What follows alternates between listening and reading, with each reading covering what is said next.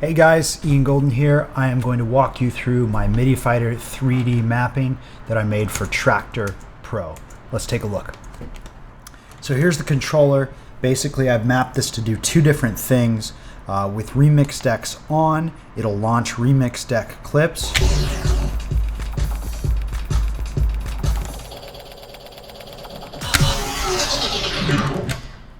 With Remix Decks off, it's launching effects in the instant gratification.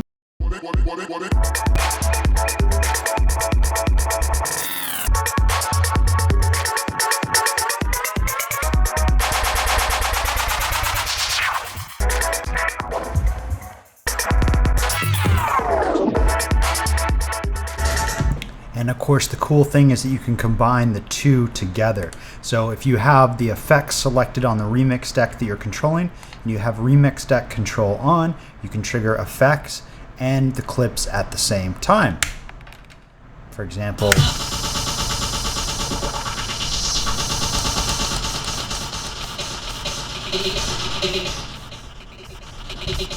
so you get the idea. Alright, so let's show you how to set this up if you don't already have the mapping, and if you're not already here, you want to go to maps.djtechtools.com. Just search for Ian Golden's Midi Fighter 3D mapping. This is it. Go ahead and sign up, download it. Make sure that you subscribe because I'll be updating this a lot. The video will be here, and of course this is the basic overlay on how it works. So your center buttons here, they go right here. These guys toggle Remix Deck control on or off. You can see that happens there. These buttons up here are going to basically modulate some effects values. So if you've got a beat masher held down, for example, you can change the value of that, which is really helpful if you're modulating something up here.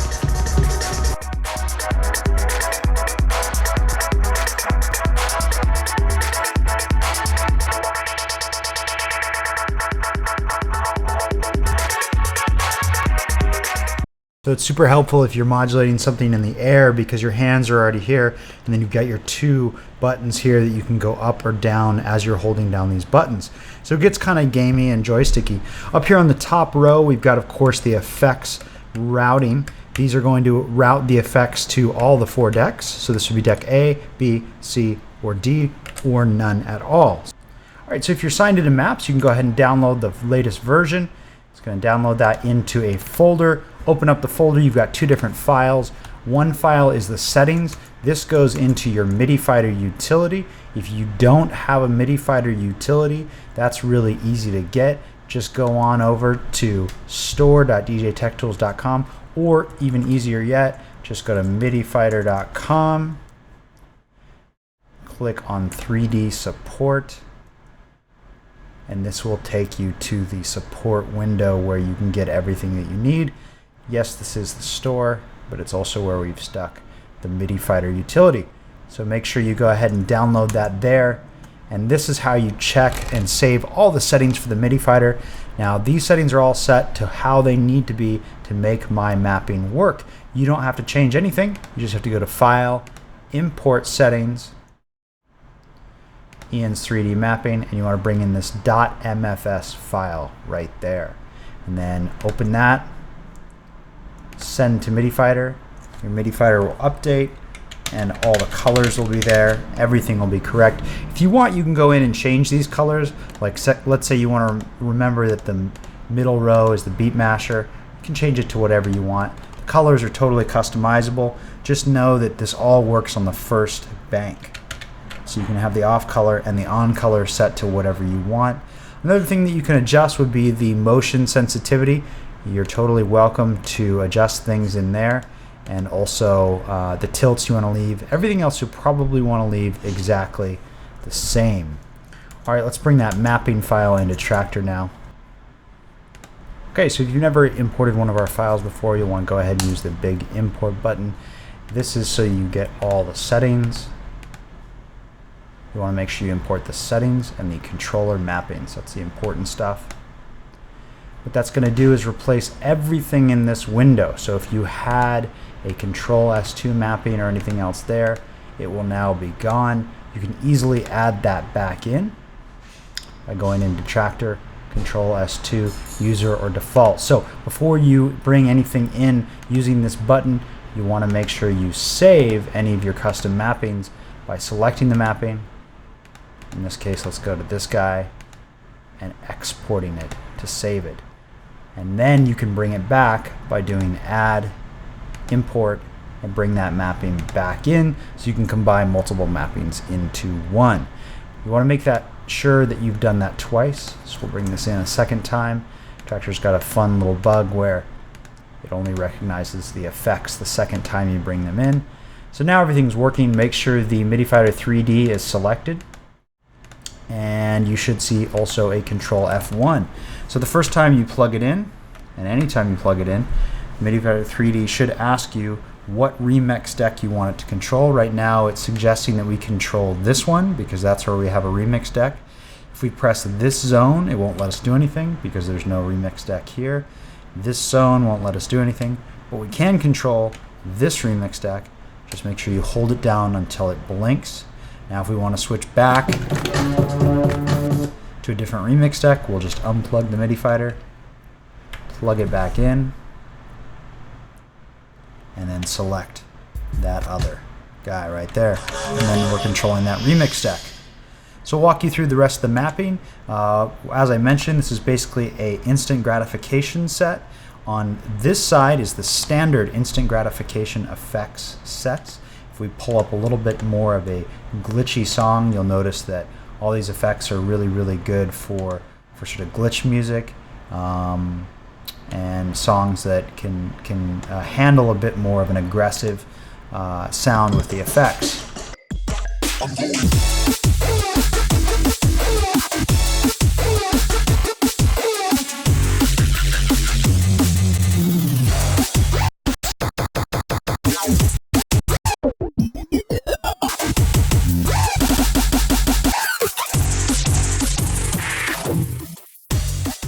Okay, now there's a couple improvements here to the instant gratification, and there's also a lot of additions. So right off the bat, you're going to notice as I hold down some of these buttons, you're going to get movement. Like on that one, as I hold it down, it's going to move. So this takes some of these on-off effects and makes them a bit more expressive. A lot of these are going to do this movement, and they'll make everything a bit more organic sounding. Some of them are a little bit more extreme and are doing some really cool mapping stuff. Like up here, this is a mega combination where it's doing wet, dry, filter, delay, and a peak filter. So we create a echo freeze effect with one button.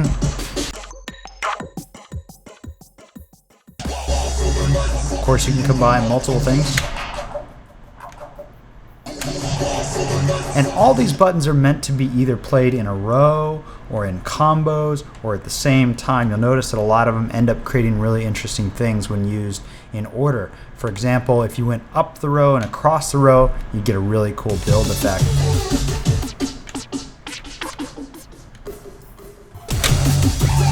This one's a build effect.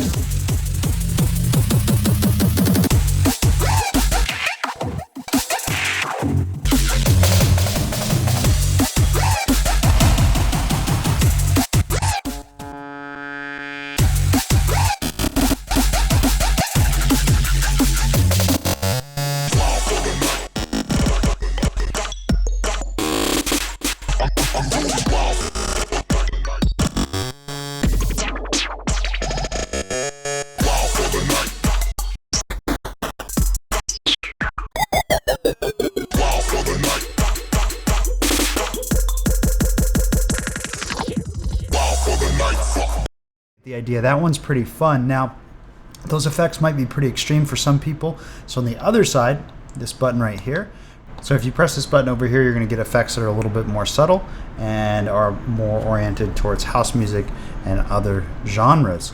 The middle buttons, once again on either side, are going to turn remix deck control on or off. You'll notice that right now I don't have any lights. That's because right now there appears to be a little bit of a problem with the mapping. Occasionally this happens if you import and export a lot of mappings. All you need to do is delete this tractor Control F1, re-plug in the Midi Fighter, and now it's going to create that association, and you should be back up and running. Again, that only happens if you import and export a lot of mappings like I was just doing. Occasionally it can break. So this is where all the MIDI mappings are happening here in the MIDI Fighter 3D Ian's remix. You can add things here. You can change the effects presets just by going into comments and changing out the presets here, so they're things that you would like. And then this is the remix deck control elements, which can be toggled on or off here. Okay, so the motion control here is triggering some effects, and those effects are going to go to wherever you have these buttons routed. And they are more shaping effects that are actually really useful for clubs. They're a bit more subtle.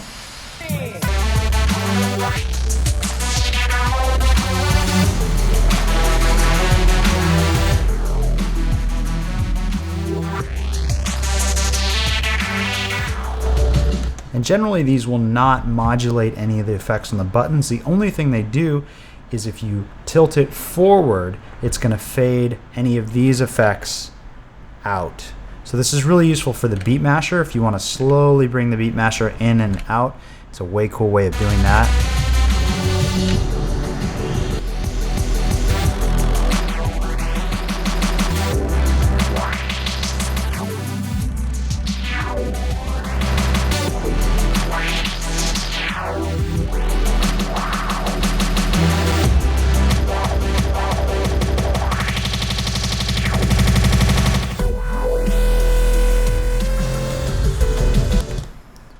If you have any questions or comments about this mapping, feel free to add a comment over on MIDI Maps. I will be checking these and responding to people regularly. So hit me up there if you have any bug requests or fixes or problems with this mapping.